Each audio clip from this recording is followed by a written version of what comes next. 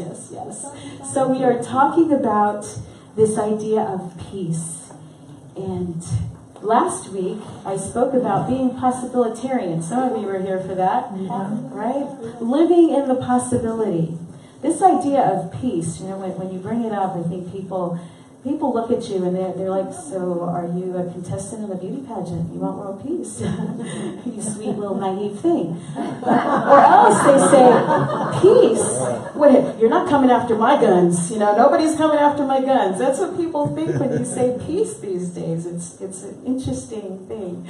So we're not about any of those things. We're not about any of that. But we'll unpack what it is to be peace and what it is to live from that space and help to create it in our world in a very real and practical way that is going to touch each and every one of you. So be a possibilitarian.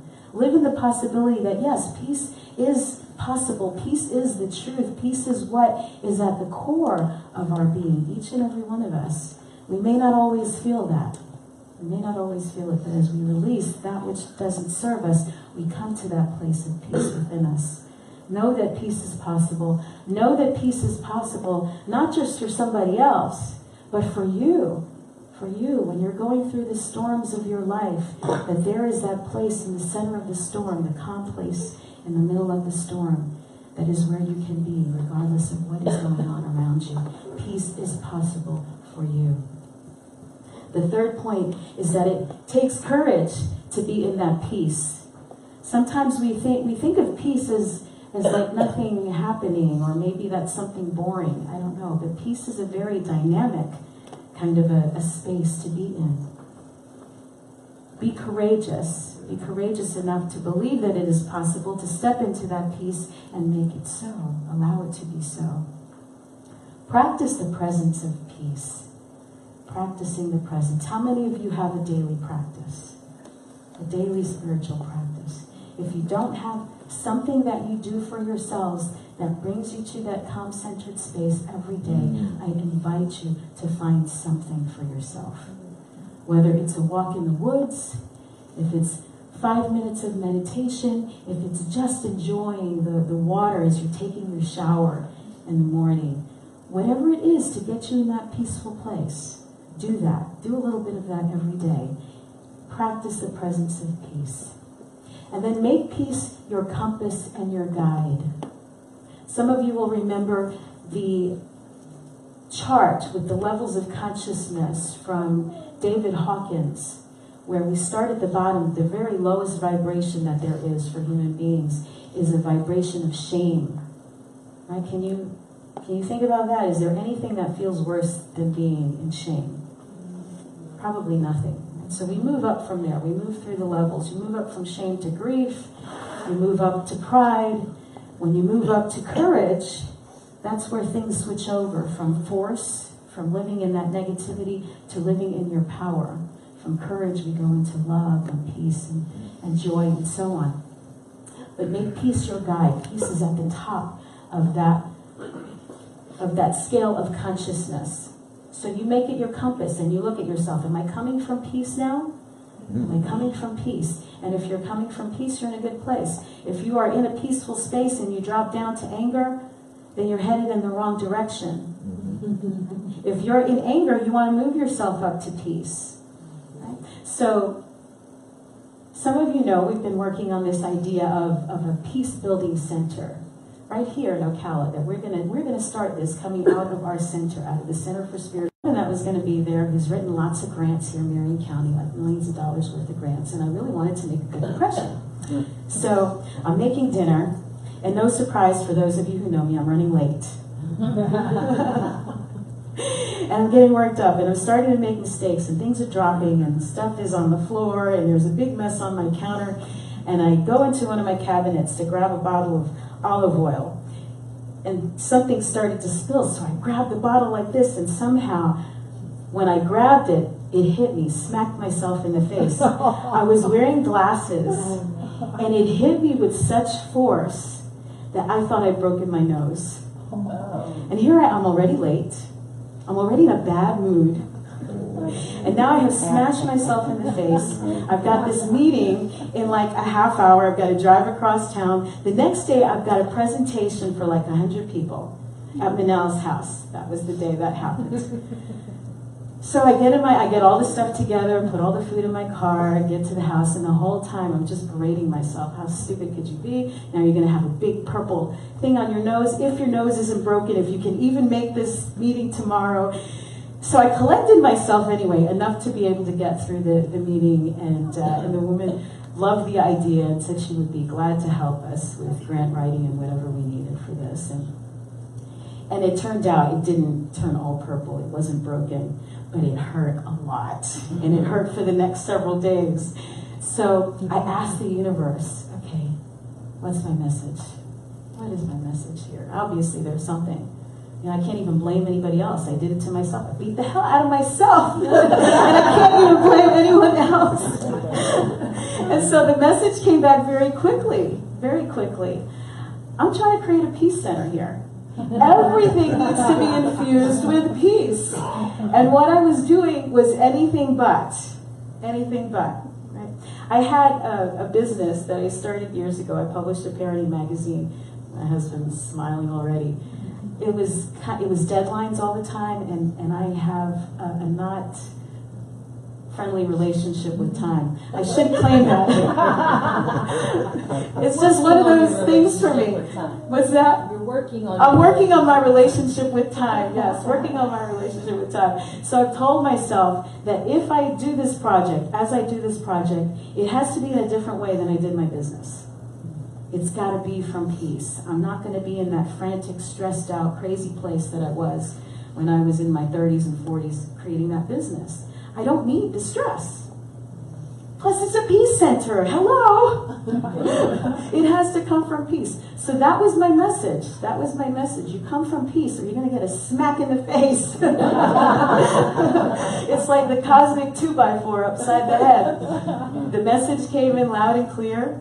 And I am determined that I'm just going to allow this project to unfold in its way and know that it is an idea, a divine idea in the mind of God that I am allowing to happen.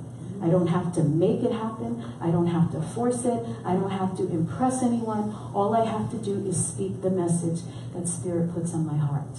Yes. And come from peace. Yes. It has to be infused with peace throughout the whole thing. Right there on the table. It's right there on the table in front of me. And anytime I come from that frantic place, I will remember that smack I gave myself in the face. Let peace be your compass and your guide. It almost violated the laws of physics the way you described the model. Yes, it did. My husband stood there in the kitchen and said, now how did you do this? How did that happen? It really took some work for it to smack me in the face like it did. Right there. I think it's remarkable it didn't smack him in the face. He wasn't there. He wasn't there, or he might have smacked, I might have smacked him, I don't know. Anyway, you find peace not by rearranging the circumstances of your life, but by realizing who you are at the deepest level. That's from Eckhart Tolle. Again, it's not making things happen. It is allowing what is already there to come forward, to come up, releasing what no longer serves us. So this Peacebuilding Center, this project, I went to a workshop. It was actually a 6-day immersive training at the River Phoenix Center for Peacebuilding back in April. And the people in the photographs there, that's the staff on the left. It's Katie, and Heart Phoenix is the white-haired woman in the middle. Her husband is the gentleman sitting in the front row there. That's Jeffrey. And that's myself here in this corner, Jesse Miller over in the middle, and some other folks who were at the training during those 6 days. And it's really a remarkable place, a remarkable thing that they had put together, Heart Phoenix and Jeffrey. And some of you might recognize the name, River Phoenix Center for Peacebuilding. River Phoenix was an actor who died back in the 90s, and this is his mother. He was a peace activist himself, and so she created this program as a tribute to her son and to continue the work that they started when he was alive. So the River Phoenix Center for Peacebuilding has been around for 5 years now, and this is their guiding principles, and I share them because they're so similar to ours. you'll see why I was so drawn by these people and the work that they're doing, and how it's such a good match for who we are with Centers for Spiritual Living. The number one thing, all of life is sacred and interconnected. We are all one. We are all one. They're not a religious organization. They're a secular organization, but they come from this philosophy, which is our guiding principle number one, is that we are one. They're about shifting the paradigm from power over to power with, reconnecting us with our fellow human beings. And I would say power over goes to the phrase that David Hawkins calls force. Right? Having force, being in force, that's power over people. It's force, as opposed to power with, which is empowering others and coming from our own place of power.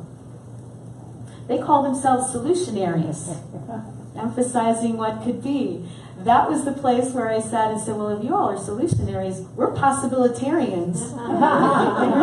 we really match our guiding principles, and emphasizing the idea of what could be, rather than allowing us to get stuck in the circumstance of what is. Peace is not the absence of conflict, but navigating it in a way that enhances understanding, respect, and communication. There's always going to be conflict. There's always going to be conflict, but that doesn't mean that it has to be violent. That doesn't mean there aren't ways to overcome conflict. And that as we overcome conflict, as we come to that higher place where we transcend the issues, we really come to new levels of expressing and awareness and being. It's a new possibility when we transcend conflict with another person or with another entity. Encouraging the transformation from violence to peace and from punishment to restoration. And isn't that a message for our times? We want to move from all of this violence, conversation about violence, physical violence, the violence we speak in our words, to peace. And instead of punishment, that we come from a place of restoration, of healing, of helping people come back to their center and their inner truth. And this is their tagline: conflict may be inevitable, but violence is not. So they have a 3-pillar model that they offer. They deliver programs and services. And there's a variety of programs and services that they do. I don't know that we are going to do all of those. We will do our own thing. But they have a program where they bring police officers and children together from underprivileged areas, and they spend the day together. It's like a buddy system, cops and kids, and the kids get to see the police officers as human beings, and the officers get to see these young kids as human beings, and it's a new kind of relationship. It's a new relationship. People are no longer in those stereotypical categories that we tend to put people in. That's one of the programs. They offer restorative justice training and circles. That's where you take someone who has been harmed and the person who did the harm, and each one of those brings their support team, so to speak, with them to a literal circle. Everyone sits in a circle, because remember, it is power with. Everyone is on the same level. There is not a leader of the circle. They're everyone working together. And they speak 4 questions, 4 things they discuss. Number 1, what happened? What happened? Without judgment, right? We just speak as if a camera was on the scene. What did the camera see? What actually happens? Then we would ask the question of, okay, so what was the impact to the people that were involved? To the person who did the harm, to the person who was harmed, and all of those that were involved in the ripple effect of that. They get an opportunity to speak that in the circle. The next question is, how can we repair the harm? Can it be repaired? And then finally, the last thing is, what can we do to keep this from happening again? It's a very simple process. It can be done with kids, and it is being done with kids in a kindergarten classroom. Imagine that. There are schools in this country from the time they're teeny tiny. And then it goes the whole gamut. There are kids in the Department of Juvenile Justice where they're doing this process. It's even being done in our prisons. Now, it's not for everyone. not for everyone. Let me just make that clear. Everyone has to be in agreement that this is something that they would like to do. And I see a hand up. What was the fourth service that you talked about? Restorative justice circles. Okay. Conflict resolution is one of the things they teach. They do a 10-week course that's on social emotional learning, which is what we've been doing here. Last month we did the emotional learning piece of things. This month we're doing the social aspect of it. It's a 10-week curriculum that they offer, and they've been doing it with youth, they're doing it with adults. I am actually teaching that curriculum right now at Marion Correctional Institute with a group of 26 men. I shared with you a story about that last week when I was at the prison, and that's what I was there to do, was to teach. I think it was the 4th session of this curriculum. It's really amazing. It's an amazing thing. And we're in a circle, 26 guys, some of them really hardened criminals, some of them made just one really bad mistake that put them in that situation. But it's been quite educational for me and eye-opening for me to teach this curriculum. So that's some of the programs and services that they offer, and some of the things we're looking at replicating and doing here. They're about building bridges of peace through collaboration. They've got relationships with local law enforcement, so the Alachua County Sheriff's Office, Gainesville Police Department, Department of Juvenile Justice, the State Attorney's Office, Alachua County Schools, University of Florida. It's just incredible the relationships and collaborations that they have been able to bring together in that 5-year span.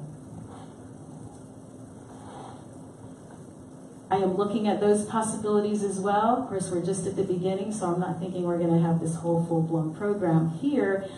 Maybe by the time we're at 5 years in, we will have all of those relationships as well. But this is kind of the vision. I'm just laying it out for you, the possibilities, right? The grander possibility. And then developing a translatable model.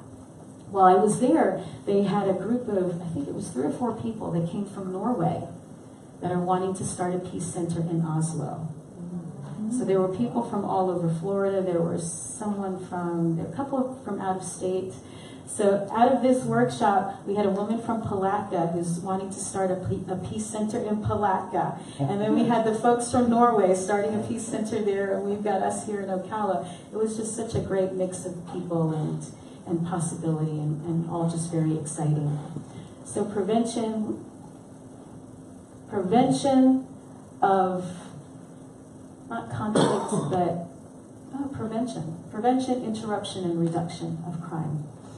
Now, as far as the translatable model goes, when I was at the training myself, they said, we want you to tell us 3 things that you can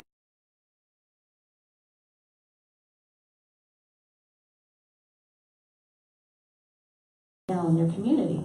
And of course, that was teaching the curriculum. And that's what I did right away, was I got in with the prison and had a group of guys, and here we are teaching it. I do intend to teach it here at our center. I haven't chosen the date, but we'll be doing that curriculum here in the fall. So that was easy. They said, pick the easy thing. That's easy. I can teach. Now the thing that would be a stretch for you. So the stretch for me would be to introduce this to the larger organization, the Centers for Spiritual Living. This is what we're about. We have been looking as an organization for ways to become more involved in our communities, to have more of a presence and socially active kind of a role. And this to me would be the perfect marriage. I'm imagining centers for spiritual living all over the country having centers for peace building affiliated as their way to make their presence known in the larger community and really make a measurable impact in their community. Very excited. I can see that. I have no problem seeing that. So that for me is a stretch. What would it take to bring that to Ocala? Now that would be like the pie in the sky. Right? Here we are. It's a different kind of community here. Right here, as I said at the beginning, when you talk about peace building, people are saying, you're not taking my guns. That's how they look at it. That's how they look at it. So that for me, it's going to be actually harder in some way. That's what I was telling myself anyway. It would be tougher to do it here in Ocala than it would be to sell it to the larger organization. And then I had my epiphany. I saw someone shaking their head there. Why would I speak that it's going to be hard? Yeah. Right? That's not even in principle. So get my bloated nothingness out of the way. If it is an idea in the mind of God, again, I don't have to make it happen. I just have to speak the possibility. I have to do what is in front of me to do. It's not making anything happen. It is allowing it to happen. So there was a group, had 4 people from Centers for Spiritual Living. I had 2 friends that came up from Sarasota, a friend that came from Jacksonville, and another that came from the Lady Lake area. And we met with the folks from the River Phoenix Center last week. And in Sarasota now they were looking at creating a peace center already. And there are other folks in Centers for Spiritual Living. I went to a graduation ceremony a few weeks ago and started sharing with friends, and they're all super excited, saying, how can we get on board and how can we do this in our communities? So the translatable model thing is already happening. Center for Peacebuilding Ocala. What we're about, what we want to be teaching here is number 1, self-awareness. Self-awareness, which is what we teach as Centers for Spiritual Building. Centers for Spiritual Living. Self-awareness. Self-management. Self-management. That's all of what we talked about last month. Then social awareness. Now we take it from the inner and move it outside. Responsible decision-making and relationship skills. Now ours will be a little bit different because we start with the individual. So everything begins, again, peace starts within. Right? Peace is not some distant goal. Peace is the way. There is no way to peace. Peace is the way. We start with the individual. Then we will move it out to the family. These are skills. All of these things, social awareness, responsible decision-making, relationship skills, aren't those wonderful things to have our families understand? Right? This is stuff for each and every one of us. Then we move to our community, and then we change the world. Yes, Change the world. Now, if you're sitting there thinking again, oh, is she running for a beauty pageant or something? Talk about world peace? Is that really possible? I want to share with you a story that was just so powerful to me. It comes from this book. I heard about it, or I read about it in this book called Social Intelligence by Daniel Goleman. And I'm going to give you what the back says here. If you thought relationships were a matter of feelings, nothing more than feelings, think again. Daniel Goleman, the author of this book, reveals that our interactions with others actually have the power to shape our brains. Even more fascinating, we are hardwired to connect.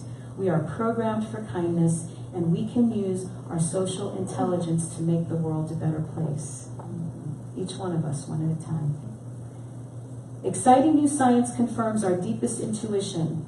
Good relationships nourish us and support our health, while toxic relationships can poison us. In our success and happiness on the job, in our marriages and families, even our ability to live in peace depend crucially on the emotional radar and specific skills that Goleman defines in this book.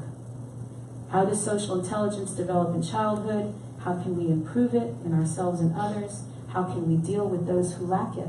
Or would that be a help to anybody? The answer to these questions are essential reading for business people, parents, educators, health professionals, community leaders, and all those who want to live more richly every day of their lives. We don't have this book in the bookstore, but you can get it.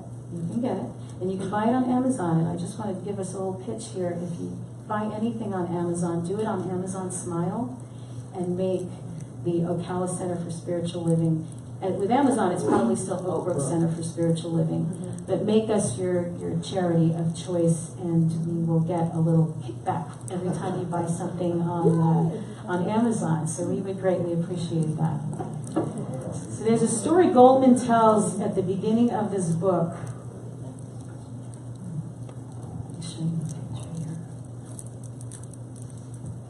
Oh, it's too, you can't. Okay, you can see the picture. You can't read what it says there.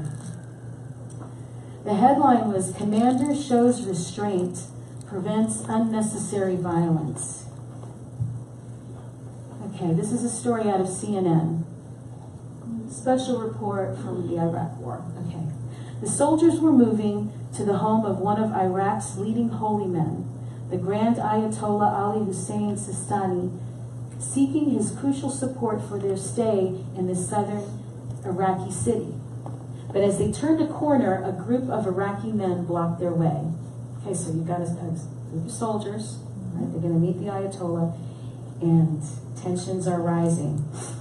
So this group of men shouting in Arabic, "God is great." The crowd grew into the hundreds, many of whom mistakenly thought the Americans were trying to capture the town's holy man and attack the Imam Ali Mosque, a holy site for Shiite Muslims around the world. Someone in the crowd lobbed a rock at the troops, and then another. Lieutenant Colonel Chris Hughes, commander of the 2nd Battalion, 327th Infantry, showed restraint and intelligence.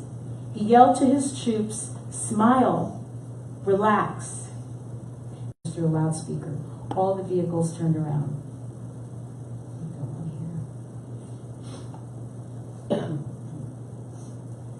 He next ordered them to point their rifles to the ground. The crowd's mood morphed. A few people were still yelling, but now people were smiling in return. A few then started patting the soldiers on the back as Hughes ordered them to walk away backwards, still smiling. Completely diffused the situation.